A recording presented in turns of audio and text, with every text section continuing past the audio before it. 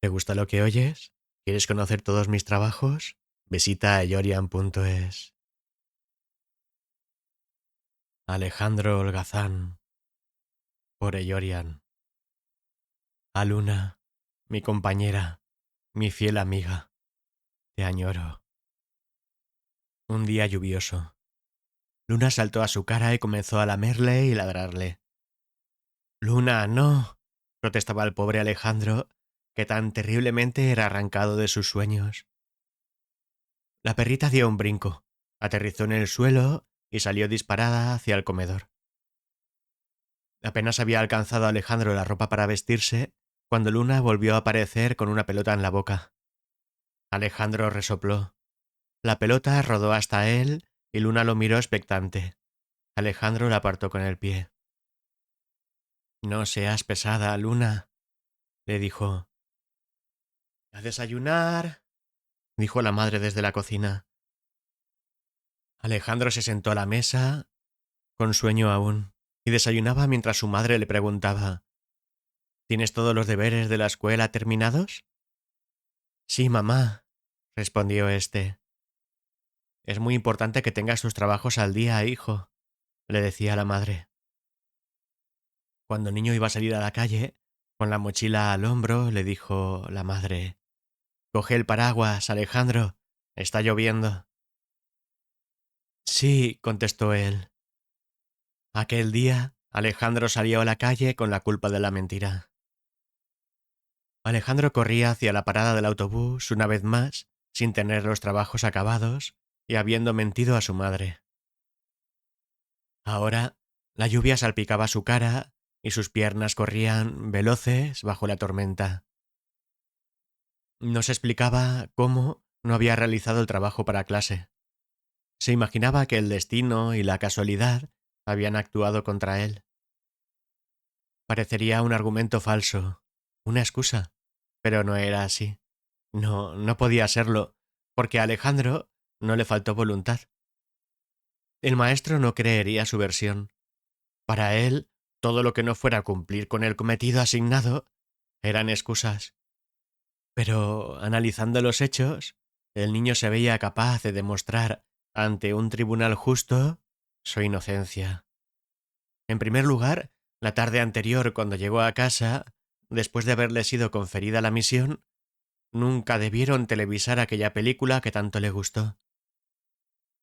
¿Cómo una inocente y pequeña personita sería capaz de vencer una tentación tan grande? Para cuando hubo terminado la película y los comentarios de la misma, decidió embarcarse en la dura tarea de leer el libro para hacer la redacción del colegio. Pero él no sospechaba que sus problemas, en realidad, acababan de empezar. Su madre le obligó a tomar un baño. Sí, nada menos. Así que tuvo que enfrentarse en un duelo al enemigo de los niños, el agua y el jabón. Para colmo, la flota del capitán pirata había naufragado entre la brumosa espuma, y los supervivientes se arrojaron, literalmente, sobre una isla desierta, desde la que planeaban su rescate. El barco pirata se había hundido en el fondo del agua, y de haberlos abandonado, no habrían tenido esperanza de sobrevivir.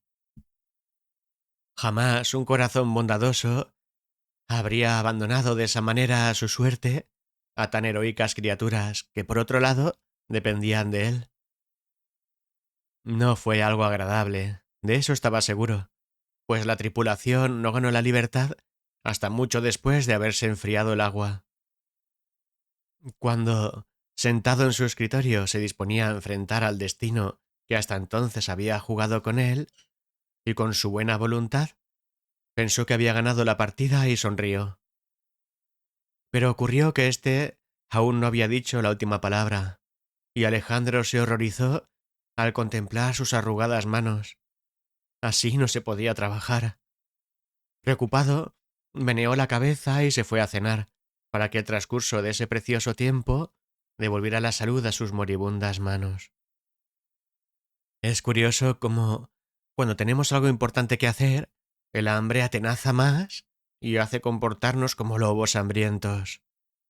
No por la velocidad a la que ingerimos, sino por la cantidad de alimentos que hasta entonces no considerábamos pudieran caber en nuestro interior, prolongando el momento hasta desesperar al mismo tiempo.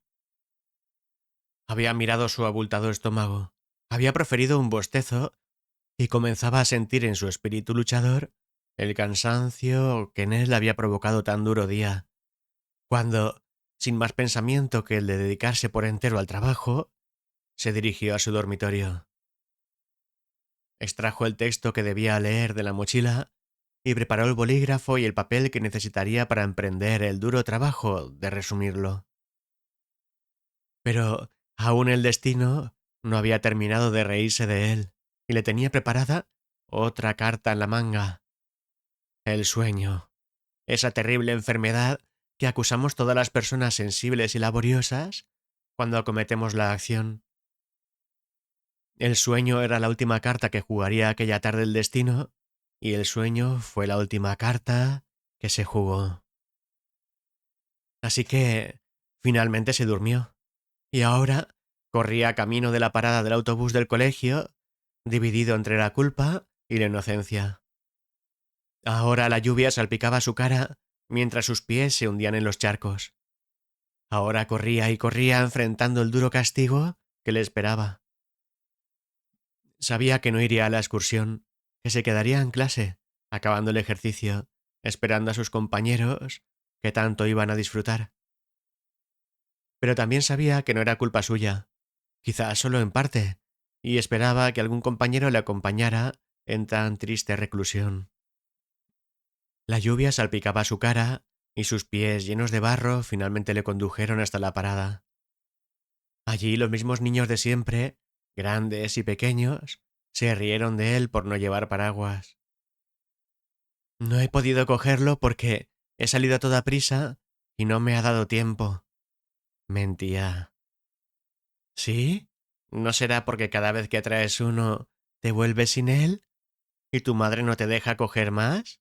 Le contestaban jocosos. Ante esto, nada podía responder el pobre Alejandro. La verdad es que, una vez abierto, nunca se sentía lo bastante fuerte como para cerrarlo. Esto le daba mucha vergüenza, porque el resto de sus compañeros sí podían, y le creaba muchas incomodidades a la hora de entrar en clase. Por otra parte, era verdad que volvía sin ellos, porque siempre se los quitaba a algún otro niño. Una vez, durante el primer año, cometió el error de llevarse sus preciadas bestias de combate para jugar en el recreo. Apenas llegó a utilizarlas porque enseguida se las arrancaron de la mano y huyeron con el botín. Fue corriendo, desesperado, a contárselo al profesor guardián del patio, pero solo consiguió recuperar dos, y estaban rotas. Por fin llegó el autobús.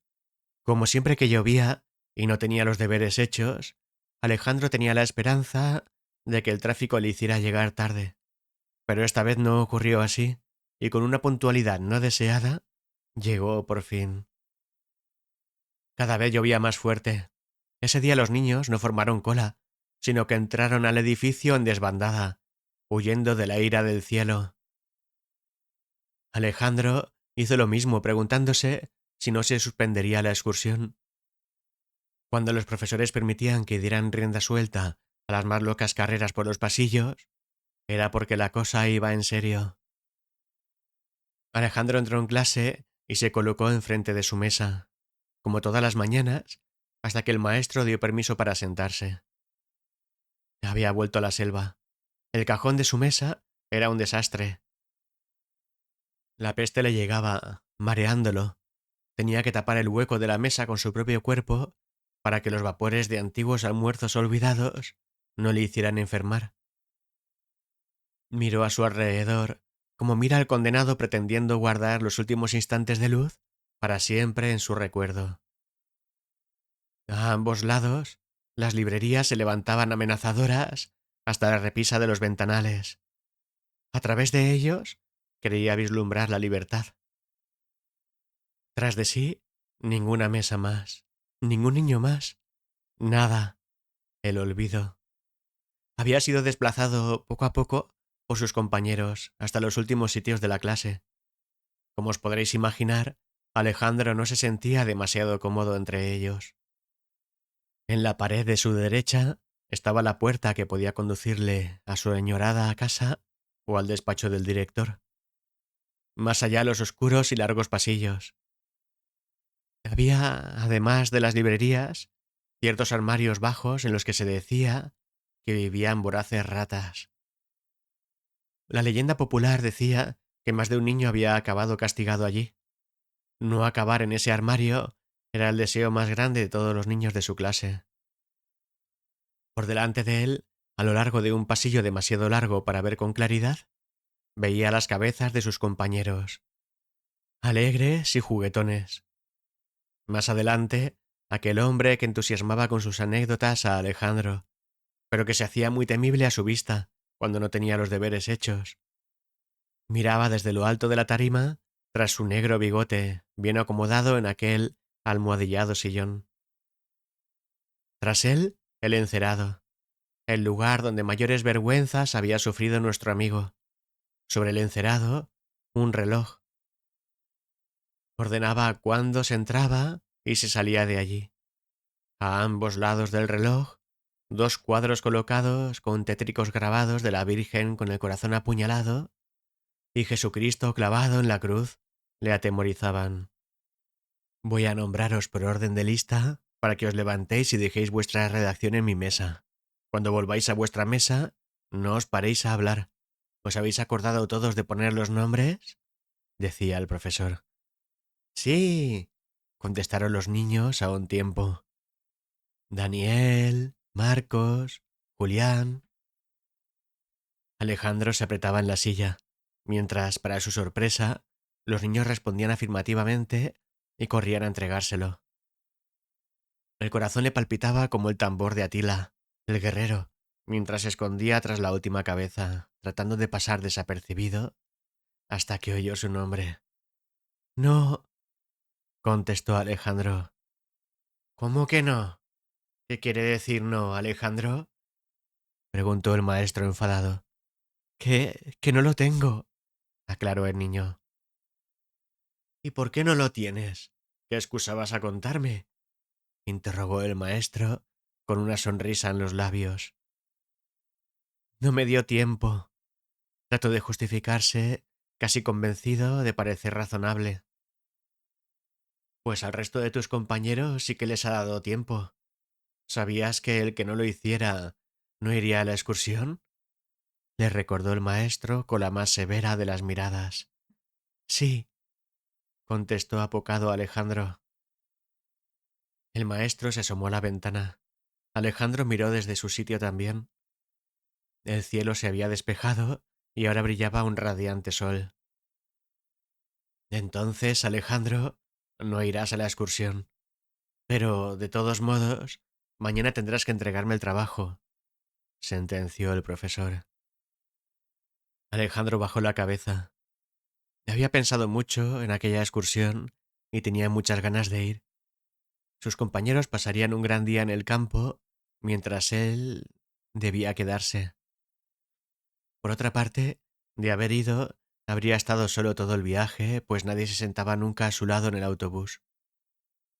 Mientras él permanecía sentado, tuvo que soportar todo tipo de risas y miradas malévolas por parte de sus compañeros que iban saliendo camino del autobús. Cuando se hubo quedado solo, derramó un torrente de lágrimas. Vio marcharse el autobús con su algarabía a través de la ventana y aún permaneció allí de pie un rato. Después su vista descendió hasta los bajos armarios y, espantado, saltó hacia atrás.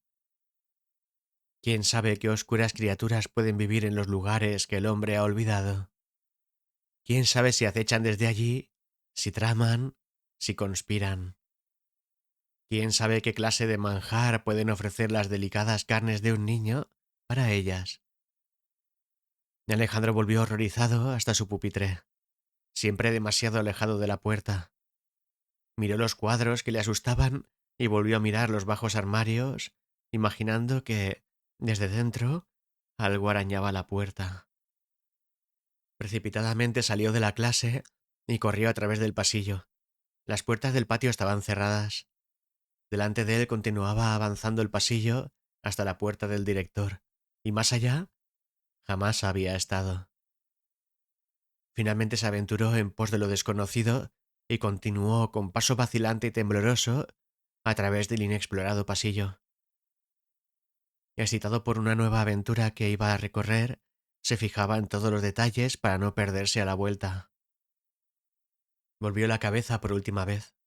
Ya casi no se veía la puerta de su clase. Aquel día, Alejandro, un niño de 10 años, podía convertirse en un Magallanes, pero también podía pasar a ser una víctima anónima. De lo que había más allá, solo se contaban leyendas. Nadie que conociera había estado allí en persona. Su paso vacilante le condujo hasta una misteriosa puerta. Sostuvo el pomo y durante cierto momento luchó consigo mismo hasta que, mostrando un coraje hasta entonces carente en él, la abrió. Se encontró al pie de unas escaleras y una voz dentro de sí le advirtió que si daba un paso más, acabaría con el último suspiro de su inocencia. Tras de sí, la puerta del despacho del director se abrió y Alejandro se abalanzó escaleras arriba, todo menos caer en manos de el castigador, pues así llamaban los niños a aquel hombre, ya que cuando se portaban mal eran conducidos ante él para que les aplicara un castigo y un sermón. Trepó la interminable escalera y acabó en el descansillo de un segundo piso, cuyo pasillo se extendía de izquierda a derecha. La escalera continuaba ascendiendo, así que, excitado, pensó que aún habría un tercer piso y quizá también un cuarto. Aquella sensación de grandeza no sospechada le hizo sentirse mareado. Aún recordaba la primera vez que había entrado en aquel castillo de la enseñanza. Un autobús desbordado de niños de todos los tamaños y edades le había dirigido hasta allí, mientras su tembloroso cuerpo luchaba por no verter lágrimas que tanto hacían reír a los más experimentados. El autobús entró por un gran portón de reja metálica y recorrió un largo pasillo hasta abrir sus puertas y saltar los tripulantes al abordaje del castillo, mientras al menos una decena de autobuses se dedicaban a realizar la misma operación. Confundido y atemorizado, descendió él también. Miró a su alrededor, perdido, y siguió la estela de niños que dirigía un anónimo profesor, pues era su única garantía de supervivencia. Recorrió tan largo camino que, desorientado, se confesó, jamás sería capaz de volver solo. Y en un momento dado, abandonó dicha cola y se sumó a otra estela más infantil, porque le hacía sentir más seguro. ¿Qué edad tienes?, le preguntó la maestra que conducía esa cola. 10 años, contestó Alejandro. Eres demasiado mayor. Esta cola es de 6 años, informó la maestra. Pero mi madre me dijo que iría con los pequeños. La tuya debe estar por allí, le contestó señalando al otro lado del colegio una multitud de niños. Cuando llegó donde le habían indicado, apenas quedaba nadie en el patio. Entró por sí solo al edificio y una vez en el pasillo, reconoció a uno de los chicos del autobús, por lo que entró con él en su clase. Como no había silla para él, se colocó junto a la mesa como si estuviera sentado. Sus piernas le temblaban y apenas podían sostenerlo. El profesor pasó lista y cuando acabó le preguntó: ¿Tú quién eres? Alejandro. ¿Qué haces en esta clase?, volvió a preguntar el profesor. No lo sé, contestó nuestro pobre amigo, tras lo cual las risotadas de los demás le llenaron de humillación. ¿Cómo se nota que vosotros sí sabéis cuál es vuestro sitio? ¿Qué pasaría si fuera al revés?, pensó Alejandro. Este maestro lo condujo a su actual clase, y Alejandro agradeció tener una silla en que sentarse. Debía encontrar su lugar. Hacía ya mucho tiempo de eso. Aún no le había abandonado la inseguridad. Mientras otros chicos se lanzaban al abordaje de las cosas nuevas, Alejandro se atemorizaba y replegaba a sus tropas en formación defensiva. Desde luego, no fue aquella una época en la que ganara alguna batalla. Aún después de tanto tiempo desde la primera vez, le parecía aquel un lugar lleno de misterios. Un lugar en que, por otro lado, nunca quiso estar. Tenía ante sí la posibilidad de explorar el segundo piso. Había algo más. Se aventuró a través de uno de los lados del pasillo y miró a través de una puerta entreabierta. Entonces descubrió el secreto que nunca nadie había contado a él ni a los suyos. Acababa de entrar en el mundo de los mayores. ¿Cuál es la raíz cuadrada de 9? Preguntaba el profesor a aquellos mayores. Los que le vieron se rieron de él, y antes de que su profesor asomara su curiosa cabeza, Alejandro ya había saltado como una liebre de nuevo escaleras abajo. Estaba muy decidido. Había descubierto más de lo que debía. Ahora entendía a qué era debido el ruido intermitente procedente del techo de su propia clase. ¿Y aquella pregunta del profesor desconocido? Había descubierto una parte de los misteriosos conocimientos elevados que algún día tendría que escuchar. ¿Cuál sería aquella asignatura en que ciencias naturales y matemáticas se unían en una sola materia? ¿Acaso sería latín? Un estremecimiento recorrió todo su cuerpo. Apenas se sentía capaz de dar una definición exacta de la palabra raíz, y desde luego no sabía el resultado de multiplicar 9 por 9. Finalmente, decidió que hay cosas que es preferible no conocer. Se asomó con cautela al pasillo de su propio piso, hasta que se aseguró de que el castigador no rondara los alrededores, y entonces cruzó rápidamente el corredor. Llegó finalmente a su clase y tras de sí cerró la puerta. Visita eyorian.es